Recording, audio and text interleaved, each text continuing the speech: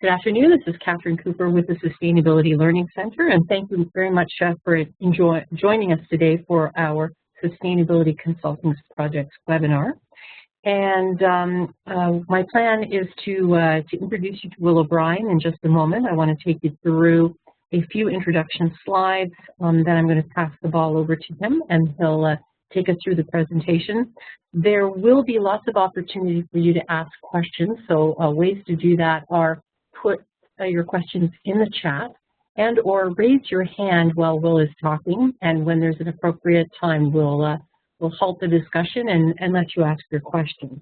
So there's a couple of different ways, and we'll also have a Q&A period at the end of this presentation as well. So all of that will be possible today. So we have about 25 people signed up for the program, so thank you very much everyone for signing up and for showing up. Just to remind you, the Sustainability Learning Center is a learning and networking hub for sustainability, and we focus on professional development and skill certification around sustainability and green core competencies. And we do that through online instructor-led programs as well as face-to-face programs. We just had our life cycle assessment program just last month. We do a number of these lunch and learns a couple of times a month usually. We do provide skills certification. We have an e-learning platform, and we have the Sustainability Learning Network, which is on the back end of our website, where we post our webinars. They're for free. It's free to sign up, and you can go on there and use those as training tools for your own green teams and for your own personal edification. Here are some of the programs that are coming up in the next little while. We're actually doing a couple of programs over the summer. We did it last year, and it seemed to work pretty well. So we have our Inspiring Engagement in Sustainability, and we spread this over 8 weeks, so you have time in between to actually get some work done, because there are videos and things that you need to see in between. There's lots of material and content. And we've invited a number of people from the industry who I feel are pretty inspirational themselves to actually talk about how they normally inspire people within their workplace to engage in sustainability. Well, we're also doing our Green Team Gap Assessment Program, and we already have one team signed up, Cal Tire out of BC. They have 8 members, so if you want to join us with your team, there's an opportunity then to learn from one another. And then Will's going to talk about our Sustainability Consulting Projects course. That is going to be a real hands-on program this fall, as well as we're launching a new Green IT Certificate program. And then we have a series of different programs over the summer online that are on demand. But if you want to know more about how to integrate the ISO 26000 social responsibility standard into your program, or this idea of facilitating transformational change and what are the 9 characteristics of leading sustainability facilitators, employee engagement, sustainable procurement, lots of good stuff there.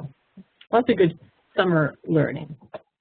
And so we'll talk a little bit about this program, but what we're leading up to today is the launch of our Sustainability Consulting Project. And this is really designed for a couple of different audiences. If you're a member of a green team and you're wanting to tackle a project, but boy, you'd really like to do it under the auspices or guidance or mentorship of someone who's been through it before, then you can sign your team up to this program, and we'll counsel you as you go through that implementation of that project. If you're a new sustainability consultant and you're just maybe out of school or wanting to get into this area, it's an opportunity to take your first project, and we'll be able to provide you guidance and counsel as you go through that. If you're a practice consultant and you're really looking for, okay, how do I improve my practice? This is going to be a great program for you. And if you're an association or NGO and you've got some students or some interns and you don't have time to actually counsel and coach them through the process, sign them up to this course, and you'll have that opportunity. Or even an educator who's looking to improve how they do this within their own education process. Also, if you have IT folks within your company and they're trying to figure out how to fit into your sustainability strategy, there's this Green IT certificate course that we're running in the fall, which is going to be really hands-on as well. And as I said earlier, all the recordings and webinars that we do are on the back end of our website under the Sustainability Learning Network, and it's free to anyone, so you can just go on there, create an account, and see some of the previous webinars that are still very relevant. So it is my great pleasure to introduce you to Will O'Brien. And Will's in his 6th year at Clark University as a visiting lecturer. And this fall, he'll also be teaching the very same course I just mentioned, the Sustainability Consulting course, at the Harvard Extension School to students who are earning their Master of Sustainability and Environmental Management. And he's an accomplished business executive. He's a change agent, an entrepreneur, a consultant, a teacher, and an attorney, all in one package. And he has over 40 years experience relating to startups and service management, professional services, marketing, project management, web operations, and managing global teams. And he's committed to developing current and future business leaders to become environmental stewards. I think he mentioned to me in one of his early conversations, he's doing this for his grandchildren and all of our grandchildren. And at Clark, he manages the MBA concentration in social change as well as the MBA concentration in sustainability. So welcome, Will. It's wonderful to have you with us today. Thank you very much, Catherine, and thank you everyone for joining. And we're going to walk through a few slides, and Catherine's going to give me the ball, or do you want to? Yeah, I was going to switch it first. Now I can give you the ball. All right. Very, thank you for the introduction. And I will, just a quick comment. Some people like to put others in categories, and so maybe I'll put myself in a category to make this easier. So I'm not precisely or specifically an environmentalist. I consider myself a business person who understands why sustainability makes sense, and so that's why I have this mission of developing anyone who's interested to an environmental steward who can affect change in business or nonprofits or townships, etc. And also, as Catherine mentioned, I'm a grandfather. We have 8 grandchildren, and my goal is to leave this place better than when I found it. So that just wanted to explain my own motivation here. I actually got interested in sustainability while I was teaching part-time at Bentley University in 2007. After several years of harassment from one of my daughters to start recycling, I started to think maybe I should start recycling.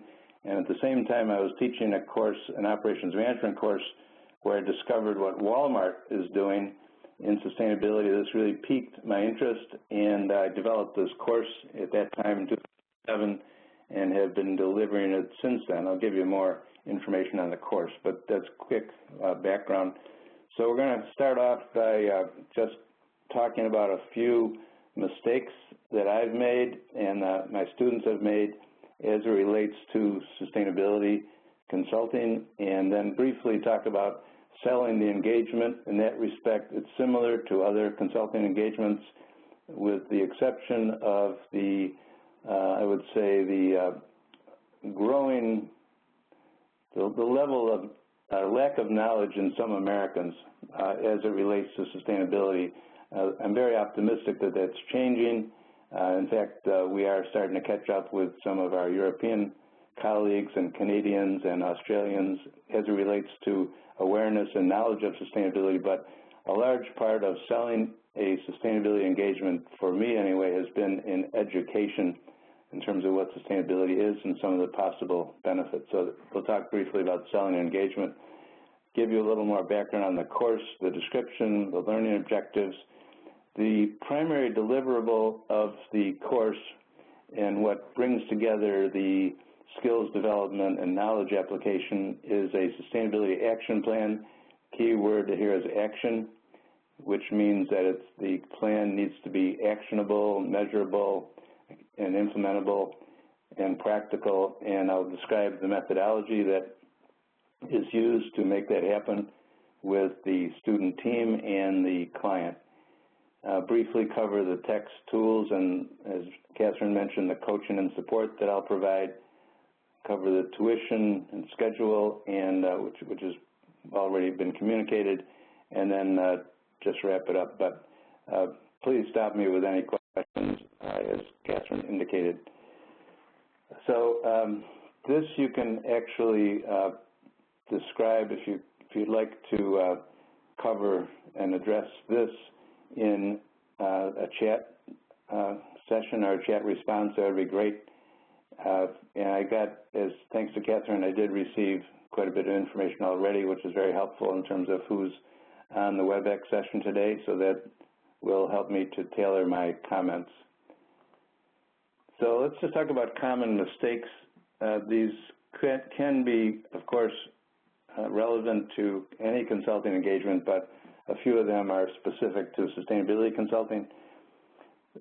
First one, for example. So many of my environmental science friends want to emphasize the importance of saving the planet, which I totally believe in. But as far as positioning this engagement to a prospective client who's running a business or a town or a nonprofit, you need to monetize the benefit. You need to explain how they can reduce operating costs and help to quantify that. The three primary areas, there are more of course, are energy reduction, water conservation, and waste minimization. Those are the more common ones. Of course, there's many others that are related directly to the type of client that you're working with. So saving the planet is not something you go forward with in terms of your initial benefit. The benefits really relate to reduction, as I said, reduction of operating costs, improvement of your environmental footprint, and becoming more environmentally sustainable. And depending on your business, be it business to customer or B2B, business to business, you can definitely differentiate yourself, your company, as it relates to becoming sustainable, becoming energy efficient, et cetera. And depending on your location and your competition, if that differentiation can result in incremental business for you. On the B2B or business-to-business side, more and more bids within or requests for proposals within the United States are requiring that the bids include a section on sustainability or a subset of the sustainability report for the bid to even be considered. So again, that's another reason I'm so optimistic about these changes within America specifically. Secondly, of course, you need to understand, you need to do your homework. You need to understand the client, the background, how they make money, who the key stakeholders are. If you don't do that, you will not succeed.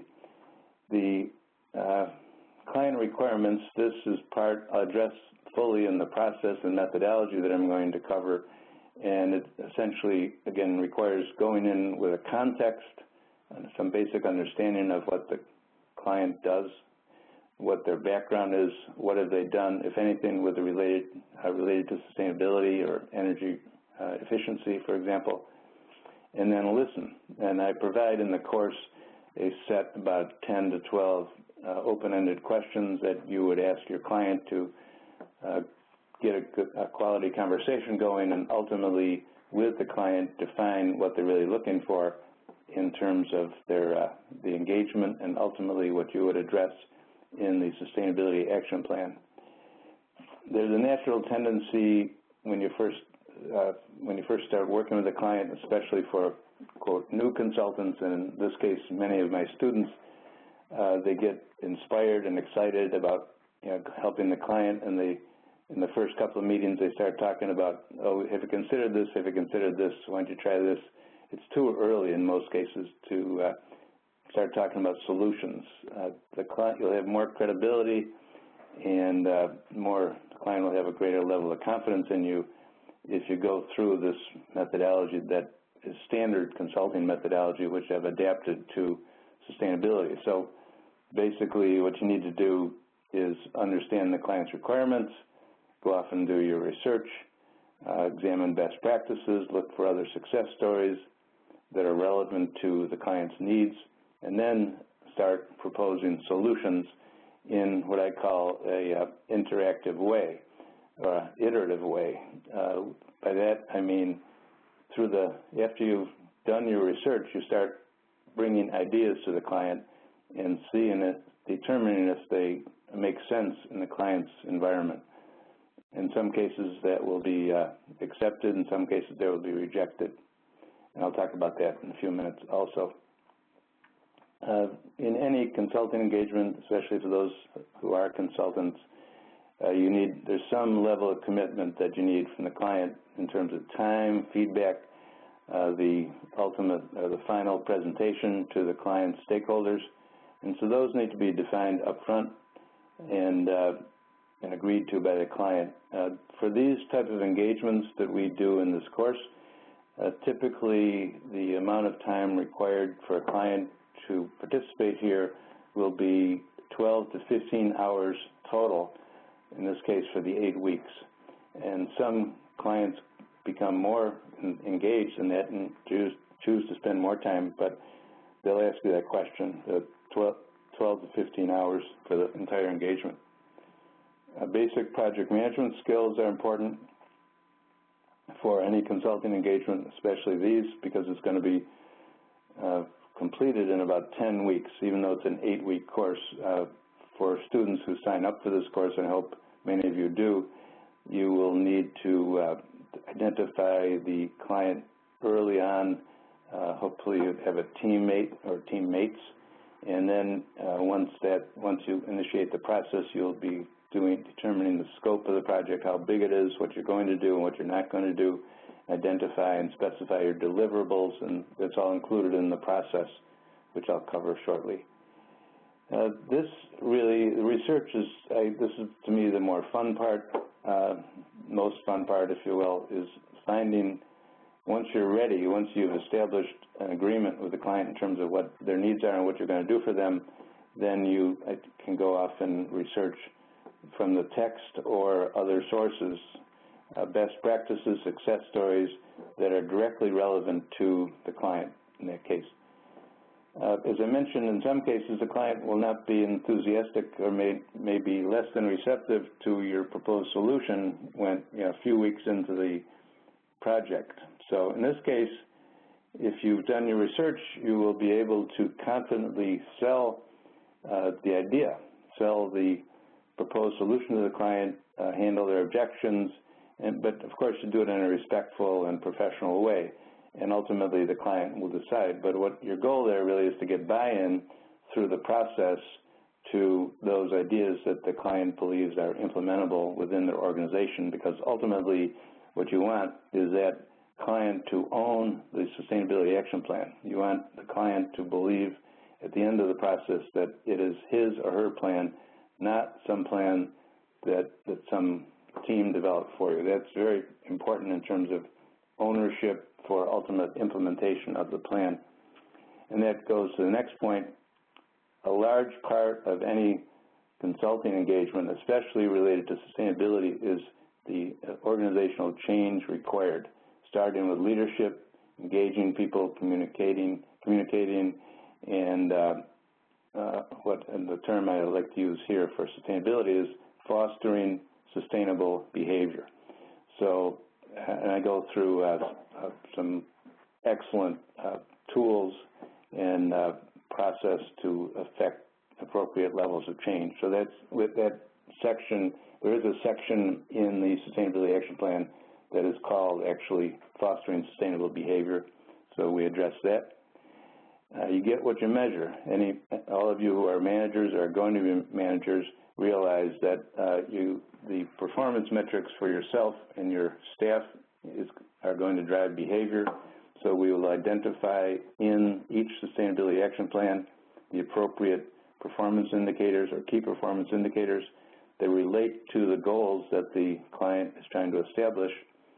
For example, they may decide with your help and your definition of some initiatives that they're going to reduce their energy costs by 10% for the next year. So you look to have the client buy into that goal. Similarly, you could have a key performance indicator for water reduction, water use reduction, waste reduction, etc. And so you put those in a table, and you essentially provide a dashboard for the client to use when they are implementing the Sustainability Action Plan, and it's also the basis for sustainability reporting. One of the areas, a lot of us talk about green teams, and I realize that the Learning Center, Sustainability Learning Center, has an excellent program or programs on green teams.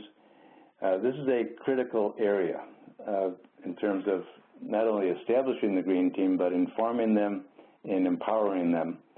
And in the course, I provide specific, extensive details and tools to help the green team become successful, because they ultimately are responsible for implementation of the plan.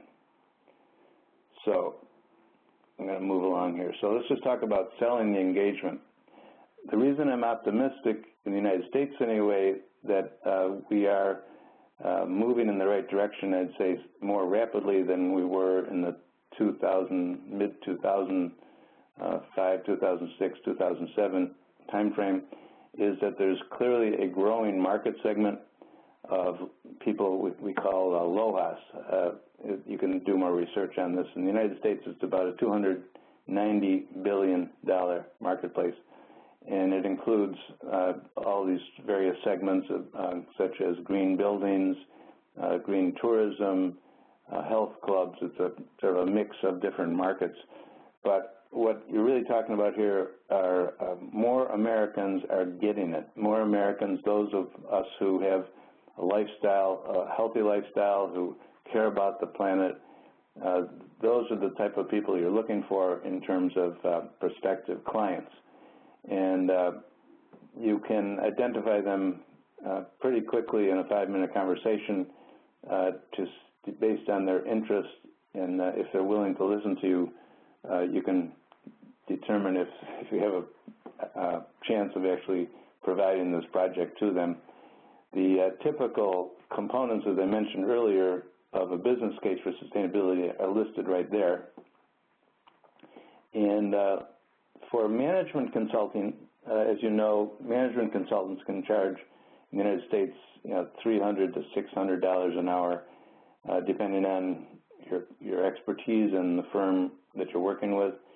The data that I have related to sustainability consulting, since it's still fairly new in the United States, is this rate here.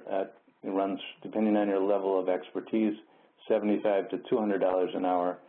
Again, it's based on the market and expertise level. And for this engagement, of course, for this course, since you're learning, the way we do not charge at all. We're basically looking for a commitment of time from the client, and the commitment that if we provide a quality plan that addresses their needs, they will implement it. But we don't charge for the Sustainability Action Plan that comes out of this course. This is a little background on the course, and as I mentioned, I started this in 2007 at Bentley University, delivered now over 20 times. We've tailored this.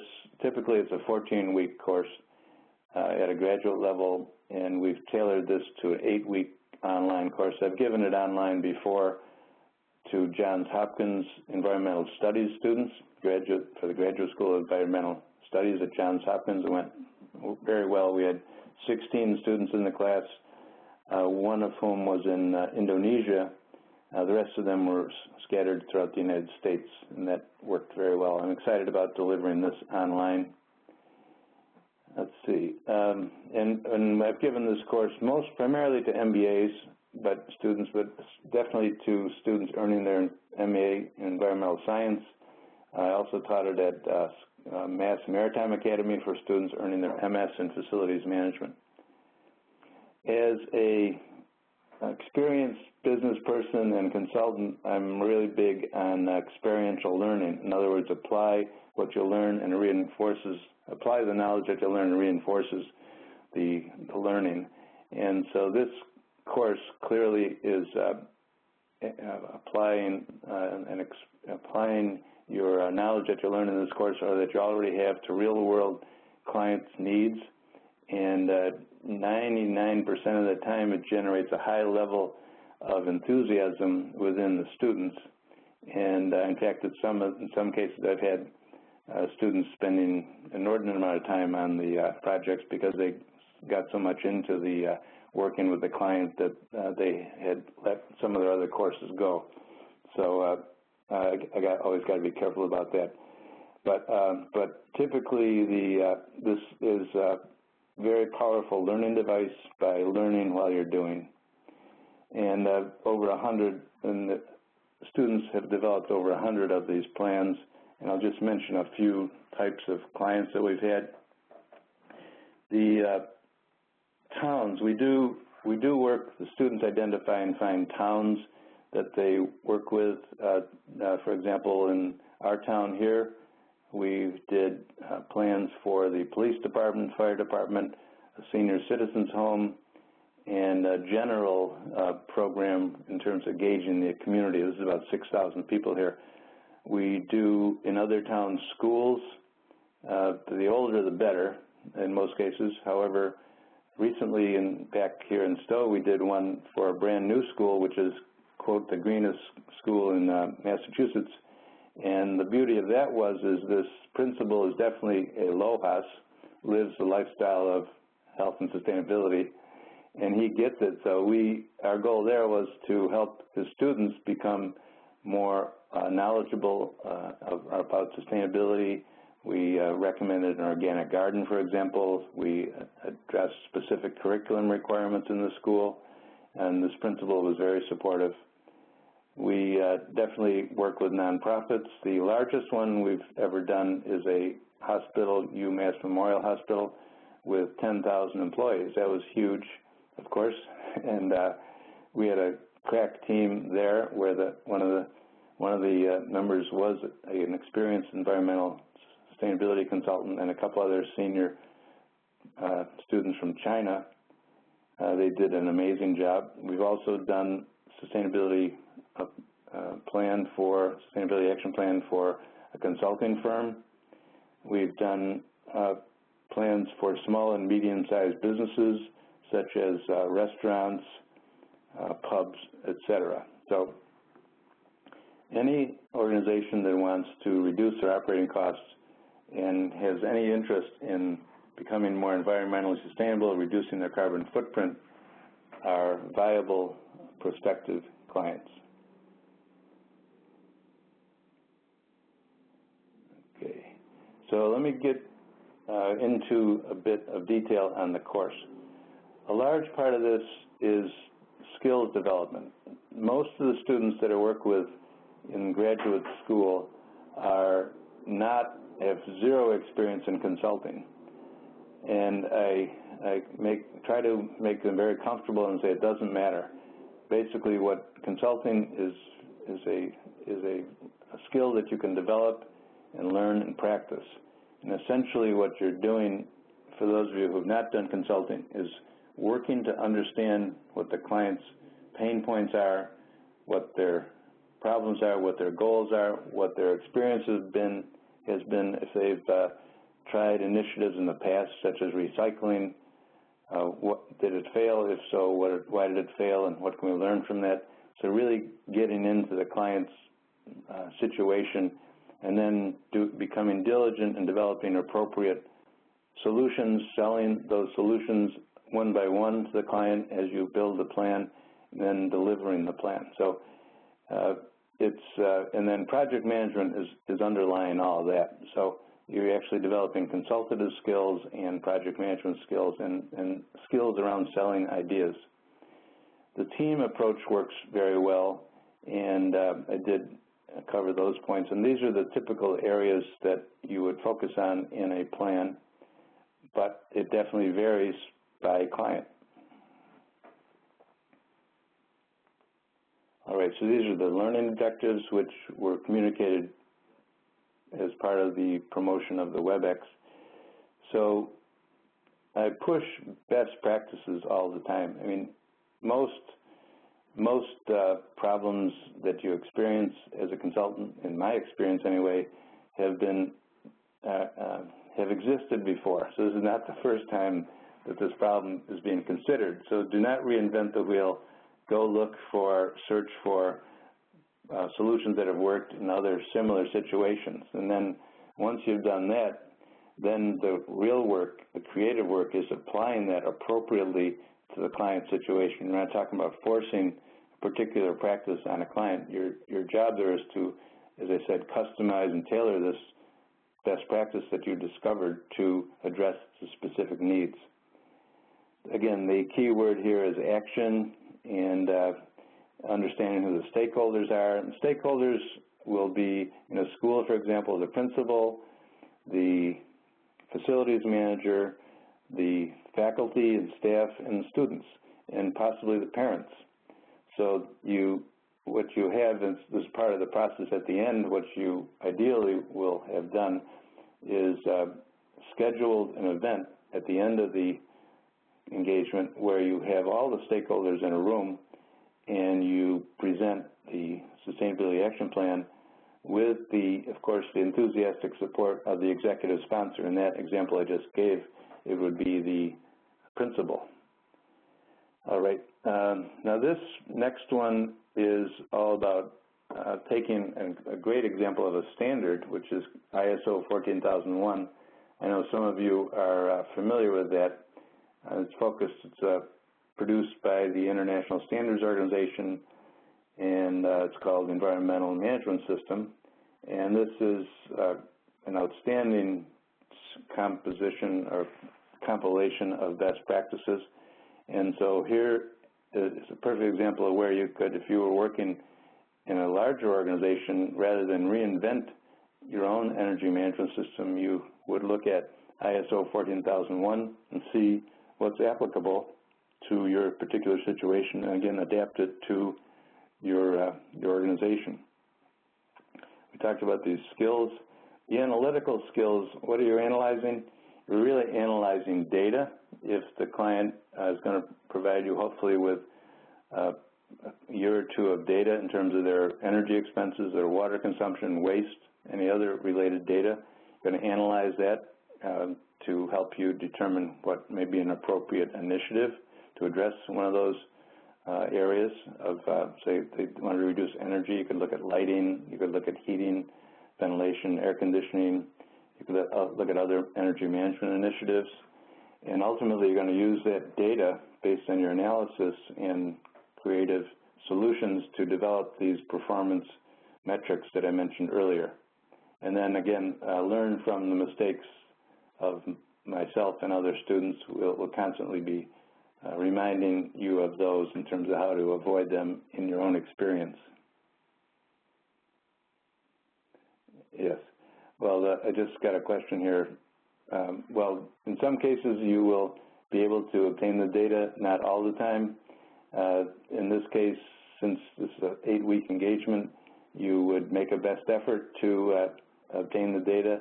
And if you're not able to obtain any data from the client, then what I do is I would look at, and I've had experience have students take a look at other similar businesses and try to determine some appropriate, I would say, order of magnitude data, and then you make assumptions and you come up with the client's full involvement, since they've been unable to provide you with data. Say, these are the numbers we're going with, and these are the assumptions I'm making, and here's how if these are similar to what your performance figures are, these are the recommendations that we make to reduce them. So that's can definitely be a real problem. Here's a methodology that I've referred to a couple of times, pretty standard for a consulting engagement. In this case, since it's only an 8-week course, as I mentioned, for those of you who do sign up for the course, you would we would identify teams and client before the course starts, at which point, week 1, we begin to develop the statement of work, which is the document that, again, standard practice of consultants, which identifies the client's background, client's requirements, the project schedule, and deliverables, and there's templates for all this. Once your team develops the statement of work, you will have the client approve it. And this does two things, probably more than two things, but at least two things. One is you have a buy-in from the client in terms of what you're going to do for them in the next 8 weeks. And of equal importance, you have a project schedule for your team that has been established, which you can use to manage the project. And there's an addendum to all the statements of work, which essentially describe the outline of the statement of work that you're going to provide to the client. The whole idea here is to set his or her expectations so that they know what you're going to be providing. Of course, this may change and usually does change as you proceed with the project and you explain that to the client. But this also helps to set their expectations and also helps you with your team members to divide up the work so that it can be delegated and pulled together on time. One of the requirements that I have for each team is one person needs to be identified as the project manager or project lead, and at least one other person, the other person, so you'd like to have a minimum of 2 on a team, is what I call the editor. So the editor is ultimately responsible for pulling all the content together and ensuring that it's professionally written, legible, flows well, etc. That same person will eventually be responsible for developing a PowerPoint or a presentation for the client, which is given at the end of the engagement. So the next, what questions do you answer to a statement of work? As I mentioned, you basically identify the client requirements, a little background in terms of context, who the executive sponsor is, the deliverables, the schedule, and then provide and the client commitments in terms of time. As I said, 12 to 15 hours, and then there's the addendum A is the outline of the plan that you expect to give to the client, and then there's addendum B, which is very short, which is when the presentation will be scheduled and which stakeholders you expect to attend. That's done later in the process. So weeks 3 through 4, 5 through 6, you're doing the research as we discussed and reviewing these ideas and hopefully obtaining buy-in through this iterative process that I mentioned earlier, with the goal of the client buying into most, if not all, of your recommendations. And again, in some cases, it will require you to sell the ideas. In some cases, the client will reject your ideas. But those that are agreed to will be included in the Sustainability Action Plan. Can I ask you a question, Will? I have a question from someone who's saying, is there a project management software that you would recommend using for sustainability engagements? Nothing specific. The one I use in my project management course, I teach project management also, is called ACE Project. So ACE Project, it's very inexpensive actually. It's web-based, and it can definitely, the reason I use it is for distributed teams. So you would not need ACE Project, in my opinion, for this 8-week project. If someone looks at the statement of work, you can see that it's fairly straightforward. I think it would be unnecessary. But if you have a bigger, more complex, longer project, I would encourage anyone to take a look at ACE Project as a very good project management tool. I have another one, Will. Susan's asking, do you ever have teams work together virtually, sort of almost virtual consulting with a client in different locations? Let's see. Definitely is possible. That's what we did at Johns Hopkins. When you say virtually, oh yeah, the client does. If I understand your question, one of the clients was in. We had the the student team in Worcester, where Clark is, and we had a high-end door manufacturer in Pakistan, which we did. It's not ideal.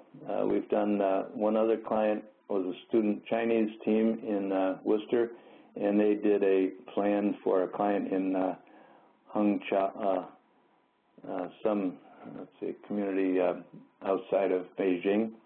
So you can definitely do it using, available technology. If I did answer your question, it's definitely doable. It's just not ideal because you need to do a virtual tour with a camera and everything. So did that answer your question? Yeah, Susan says thank you. But what are some of the complications? You mentioned the virtual tour with the camera. Are there other things that come to mind that make those longer distance activities more difficult? Well, thank you for the question. It's amazing, as you know, or anyone who's either done consulting or actually gone for an interview in a business or a plant. Just by going in and walking around, you can learn so much. And so that's lost. That's really tough to capture. That experience and learning is tough to capture when you're just having someone walk around with a video camera or an iPad. So I'd say that's the biggest one. But for the most part, when these consulting engagements start, or the way they run, is there's typically one or two meetings on site with a client. Then the rest of the work is done off-site, and then at the end, what you're doing, you could definitely, as we're doing right now, you could definitely present using WebEx to the client. But you just lose the, I've done consulting engagement in UK with WebEx, and worked fine, and then they invited me over afterwards, but that was unnecessary. So you can definitely do them remotely. You just won't have the experience of being on site, and you'll lose some of the personal interaction. Thank you. That's where Skype comes in. I mean, so yeah, just by using the tools, you can become almost as effective as being on site and working person to person. Does that help? Okay. Yes, thank you so much. Sure. Okay, so ultimately, by week 7, you're going to upload the Sustainability Action Plan to Moodle, which we're going to use for this course. And then by week 8, you're going to present it to the client. So all through this, I'm going to be using, I have not signed up for it yet. I use Skype all the time, but I'm going to sign up for Skype Premium, which will allow me to have teams talk to up to 10 people at once using Skype Premium. So that'll be part of the course. Just need to give me a little advance notice, and I will schedule time with you individually or your team to coach you through this process. Let's see, this book is awesome. One of the most practical tools I've found, and I've gone through quite a few textbooks, but I found this a few years ago. And I'll just give you a couple of, let's see, if you look at the, I'm not going to click on that, link. You can later.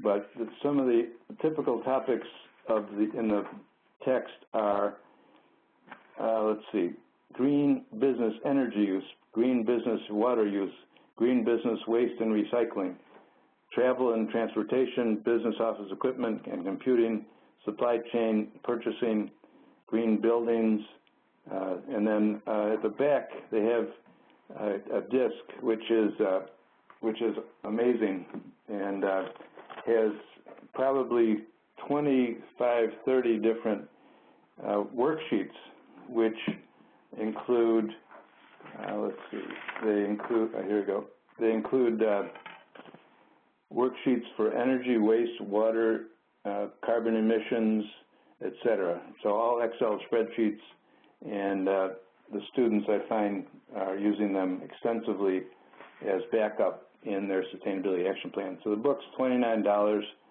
I would say even if you choose not to take this course, I encourage you to buy the book. It's excellent, very practical, and our students, before you go out and meet with a client, you should buy the book. Before you meet with a prospective client, buy the book and do a quick review of the chapters. It's a very quick, easy read. Well, I see that Linda's asking a question. Does the text go into impacts on social factors, such as people, as well as environmental? Yeah, the people part of this, good question. Thank you for reading that.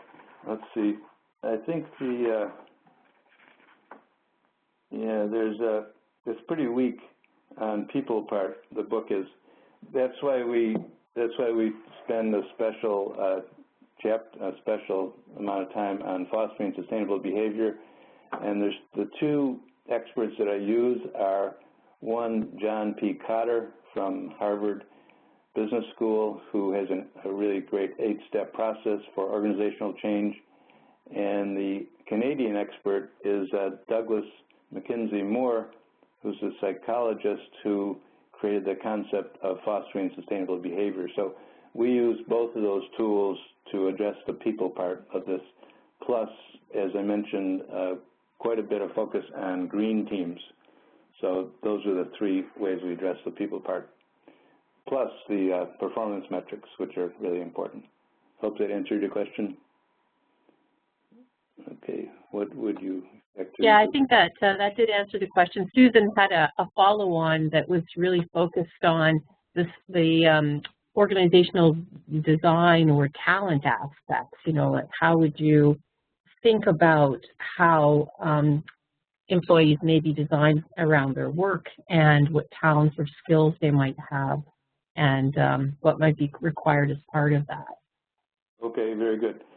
So the best solution or package I have for that is this, it's called, I mentioned earlier, this Green Team Toolkit. And I'll just read off some of the components of the toolkit. There's a strategy for getting started, responsibilities of the green team. This goes into tasks, duties, implementation, celebrating success. Very important, extremely important for both this class and for the client is becoming a high-performance team. That's addressed in detail in this package. Key attributes of a team leader, team stages, conflict management, motivation, working with resistance. You got the idea. And then focused on internal consulting, organizational engagement, communicating with executive leadership, keeping everyone involved, training, project development. So, and then there's this variety of tools that come with this. But that's why I have this and emphasize this green team so much. And I think that addresses some of the questions that Susan's asking. I have had one request that you mentioned 3 resources that you used during the course. I think Doug Mackenzie Moore's Fostering Sustainable Behavior was one. Can you repeat the other 2 that you used? Yeah, the other one, I believe it's in the, pretty sure it's in the syllabus. It's John P. Cotter, and K-O-T-T-E-R, and he developed in 1995 an 8-step process based on a lot of work done in the 40s, 50s, 60s, 70s, and 80s in terms of change management models. So Cotter simplified all that. So 8-step process, it's one of the most popular processes used by leaders for change management. And the article is called Leading Change, Why Transformations Fail, and published, as I said, in 1995, and that outlines the 8-step process. So it's based, the tools are the textbook that I just described, the Cotter, Mackenzie Moore, and this green team toolkit. Those are the tools. Plus the template. Of course, I got the template, which is a statement of work, examples of all kinds of examples of sustainability action plans, and there's one other document. Oh yeah, which is the second bullet there, which is called Sustainability Planning Service. So this is a couple of page PDF document which is created specifically, the target audience is the client. So in other words, if you were going out to create or recruit a client, you would first read this document so that you know what you're talking about. and then you would give it to the client, and then he or she has a clear, it's basically a feature sheet, a clear understanding of what is going to happen. So we call it, from a client's perspective, we call this Sustainability Planning Service. So that's another tool.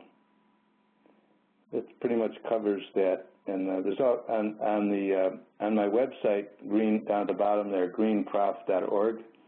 There are probably 30 or 40, maybe 50 of the plans that have been developed by students at the various schools.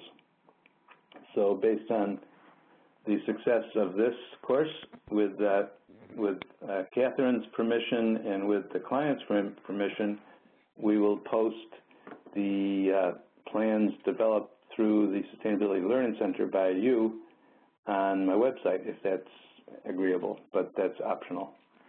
But anyway, as far as the course is concerned, go ahead, please. No, that's terrific. Okay. And Catherine's going to send the syllabus and these slides to anyone who signed up for this webinar. All right. Yeah, I have that. Yes. The most enjoyable part of me for this course is the coaching and support.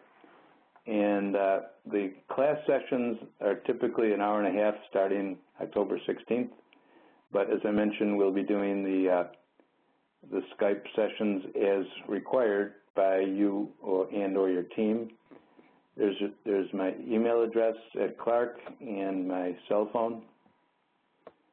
And oh yeah, this is significant. So this is a great deal as far as I'm concerned. So as I mentioned several times, there are some core areas that are typically addressed for any sustainability action plan. And Catherine, through the Sustainability Learning Center, has got them covered with some great e-learning courses, which are listed here, and they're included in the course. And that's a as they say, a $240 value. So the idea there is that you would review these modules during the course as appropriate.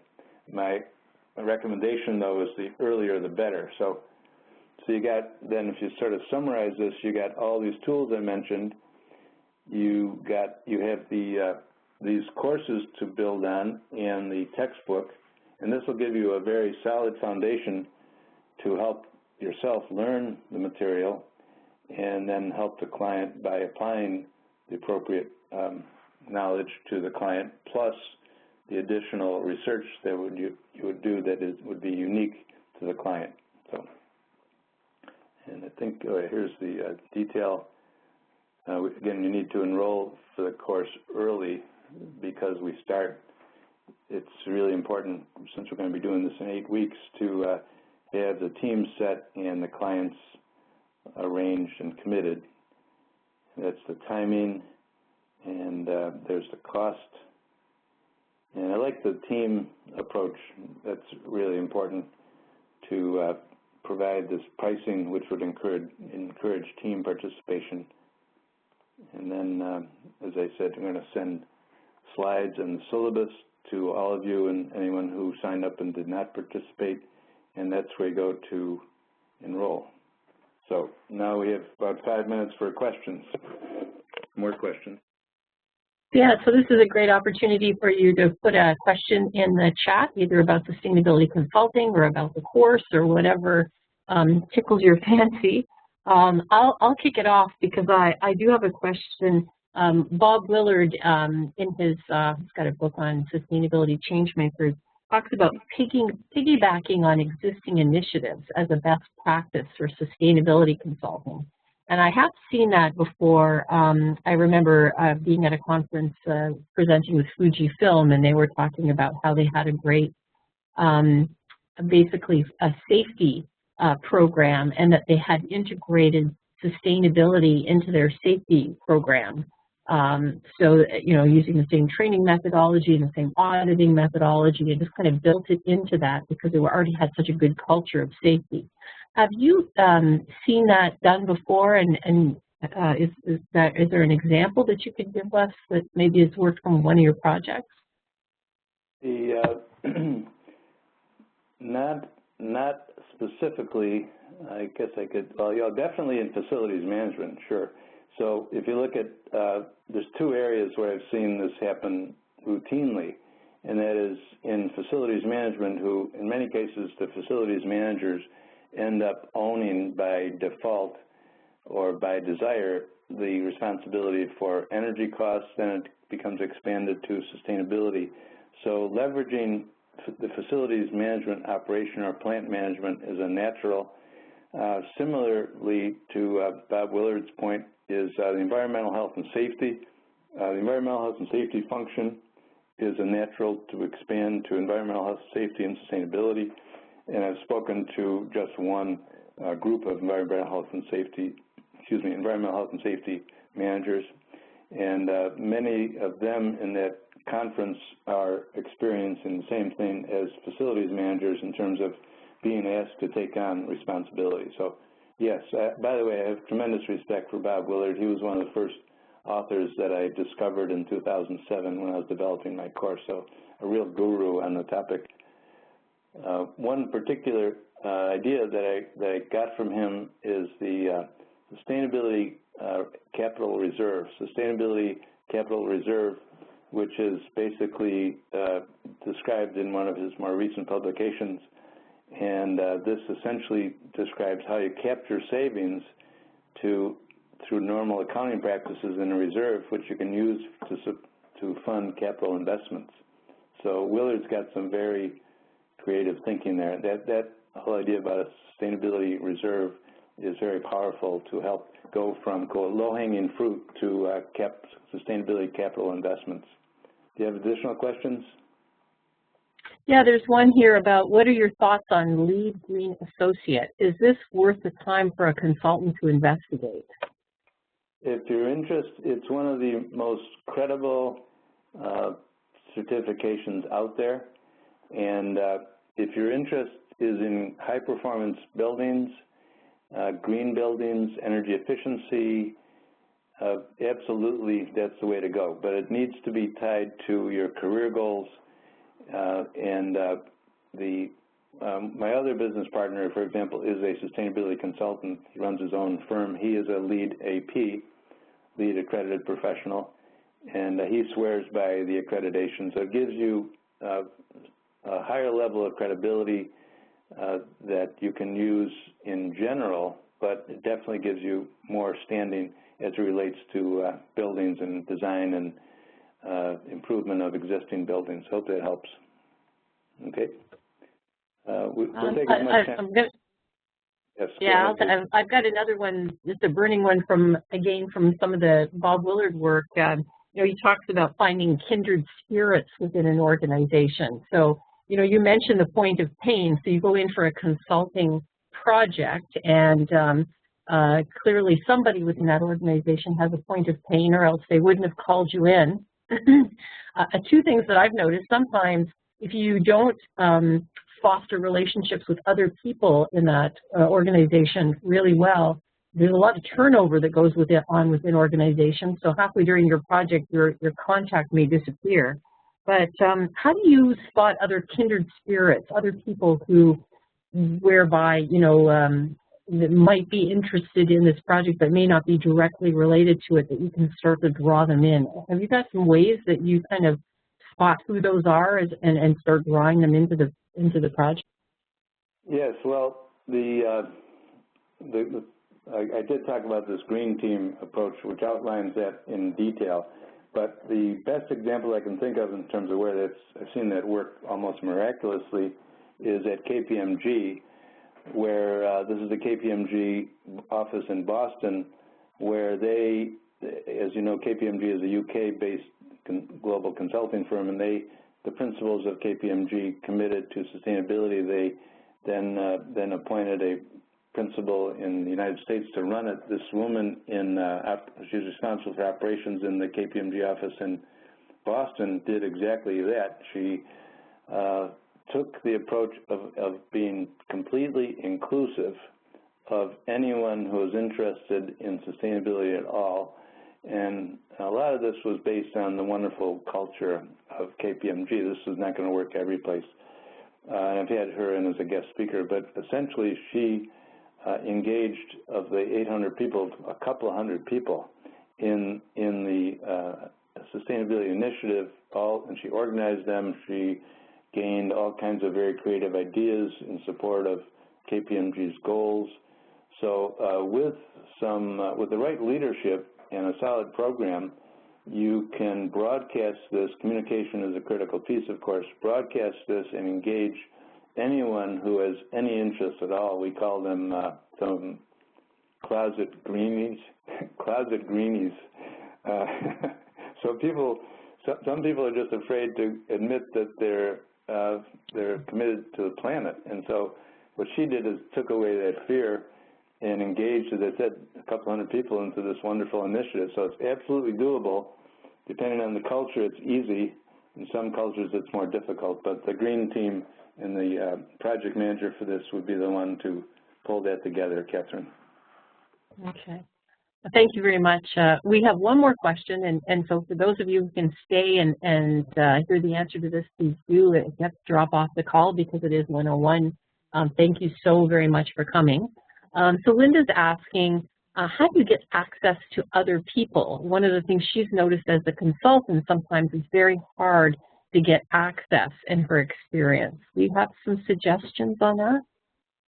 All right. Well, depending on the organization, that would be, and how many people you would need to access, that could be one of the commitments or requirements of the client. So in some of the consulting practices that I did for KANA, K-A-N-A, we, as part of the statement of work, we identified that we would need to interview, in some cases, 20, 30 people around the country in this case. And so that was part of the commitment up front with the client for us to do, those were a large technical company, a large insurance company.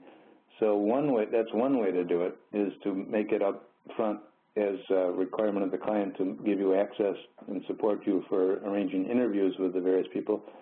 The other one, if there is an existing green team, you would partner with that green team, especially the leader of the green team, and work through him or her to gain access, conduct focus groups, to begin some level of communication, start some level of engagement, et cetera. So those are just a couple of techniques that I have used. Terrific. Thanks so much. Well, I can see that this course is going to be sort of like a best practices club. You know, I can see us getting together every week and having discussions about what practices are what isn't working, and helping to solve one another's problems. So I can see that it's going to be a really valuable process from that standpoint. So thank you everyone for coming. I will follow up with a copy of the slides, the syllabus, and about an hour from now the recording will be ready, and that will go out to you as well. And you'll have the resources that Will has talked about and the contact, and please feel free to join us for the course. We're looking forward to kind of going from that way forward. So thank you so much, and thank you very much, Will, for spending the time with us today. Oh yeah, there's one more question from Linda that says, are the classes on the weekends? No, they're on the Thursday from, noon to 1:30 on Thursday, starting October 16th, not on the weekends. Okay? Yeah, they're definitely during the week. Okay, I'll sign off. Thank you, Catherine, and thank you for the opportunity, and all of you who have spent the time here. Have a good day. Okay, you too. Thank you so much. Bye now.